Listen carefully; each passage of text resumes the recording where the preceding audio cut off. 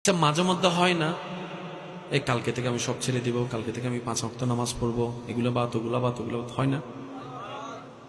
কিন্তু বাস্তবতা দেখা যায় সেটা আর পারা হয়ে উঠে না। সেক্ষেত্রে আমার ছোট্ট একটা পরামর্শ, আগে জিনিসটা একটু বোঝার চেষ্টা করেন।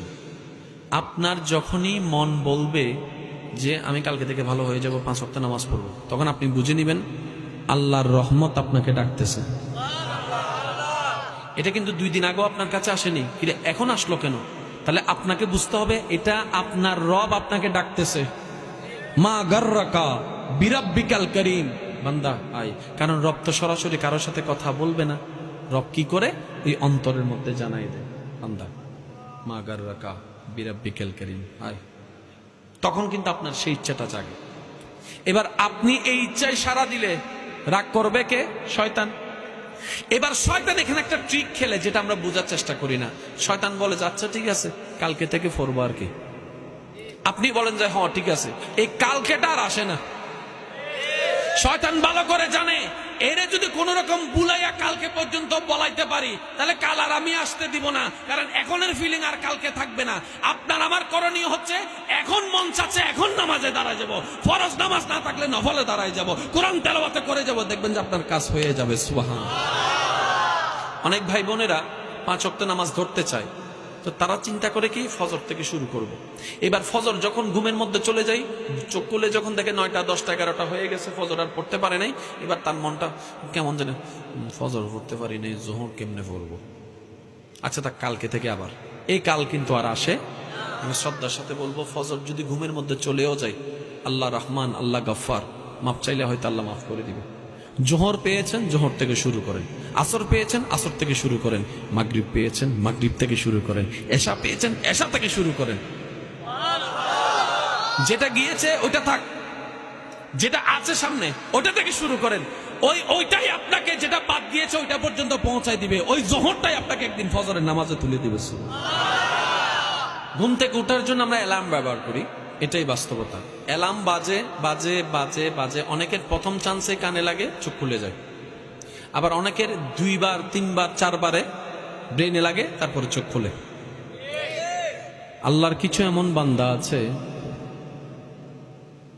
যাদের ফজরের নামাজের জন্য সেট করে দেওয়া অ্যালার্মটা বেজে উঠার আগেই তাদের চোখগুলা খুলে যায়। আমি যদি অবাস্তব না বলি, হয়তো এখানে অনেক এরকম বান্দা এখানে আছে। অ্যালার্মের প্রয়োজন হয় না, ঠিক অ্যালার্ম বাজবে 5টায়, ওনার চোখ খুলে গিয়েছে 2 মিনিট আগে। আবার এমন কিছু বান্দা আছে, অ্যালার্ম বাজতে আছে বাজতে আছে বাজতে আছে, সবাই উঠে গেছে, তাহলে অ্যালার্মে তাই উঠে না। এটাও বাস্তব। অ্যালার্ম বেজে উঠার আগে যার চোখ খুলেছে, তাকে সবাই জিজ্ঞেস করছে, কি রে তুই উঠলি কেমনে? আমি তো বাজার পরও উঠতে পারি না, তুই উঠলি কেমনে?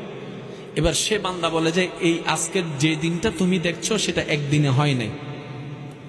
আমারও ঠিক এক সময় তোমার মতো অবস্থা ছিল, অ্যালার্ম বাজতেই আছে, সবাই উঠে গেছে, আমি উঠি নাই। অনেকে আমাকে ডেকেছে, আমি উঠতে পারি নাই, কিন্তু আমি কখনো পথ হারা হই নেই, ধৈর্য হারা হই নেই, পথ ছাড়ি নেই। আমি লেগেই ছিলাম। আর মনে মনে প্রকল্প নিয়েছি, শয়তান তুমি আমাকে যতবার ঘুম পাড়ায় রাখবা, আমি প্রত্যেক দিন নতুন ভাবে অ্যালার্ম দিব। তুমি যতই আমাকে ঠেলে পিছনে নিয়ে যাবো, আমি সামনে যাওয়ার চেষ্টা করব। তুমি তোমার দায়িত্ব পালন করো, আমি বান্দার দায়িত্ব পালন করতেই যাব। করতে করতে করতে করতে করতে করতে শয়তানের সাথে যুদ্ধ করতে করতে করতে করতে আমি তো মানুষ, সারা জীবন তো পারবো না। যেদিন আমার এই কষ্টটা ধৈর্যে রূপান্তর হয়েছে, এই ধৈর্যের উপর যখন রবের উপর রহমতের নজর পড়েছে, ওই দিন থেকেই অ্যালার্ম বেজে উঠার আগেই আমার চোখ খুলে যায়। বলে যে কেন? বলে যে একটা হচ্ছে মোবাইলের অ্যালার্ম, আর একটা হচ্ছে মনের অ্যালার্ম। মোবাইলের অ্যালার্ম এখন আমার আর দরকার হয় না, এখন মনের অ্যালার্মে আমাকে রবের দরবারে হাজিরা দেওয়ার জন্য তুলে দেয়। আচ্ছা, খাবার টাইমে খাইতে না পারলে বলেন না, খাওয়ার সময় খাইতে না পারলে, যদি খাবার টাইমে আপনি গাড়িতে থাকেন, তখনও কি করেন? কোন একটা রেস্টুরেন্টে নেমে খাবার কাজটা করেন, কারণ এটা আপনার দায়িত্ব, এটা জীবনের অংশ।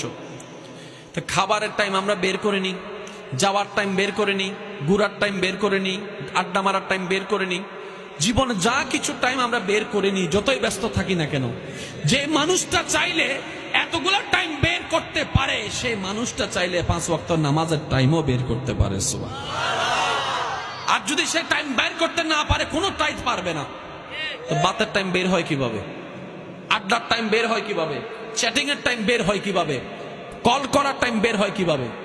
কারণ আপনি মন থেকে চেয়েছেন টাইম বের করার জন্য, তাই টাইম বের হয়েছে। আল্লাহর জন্য টাইম বের করুন, দেখবেন যে আল্লাহ আপনার টাইমের মধ্যে 1000 গুণ বরকত দিয়ে দিবে। সুবহানাল্লাহ। আরেকটু জোরে বলেন না সুবহানাল্লাহ।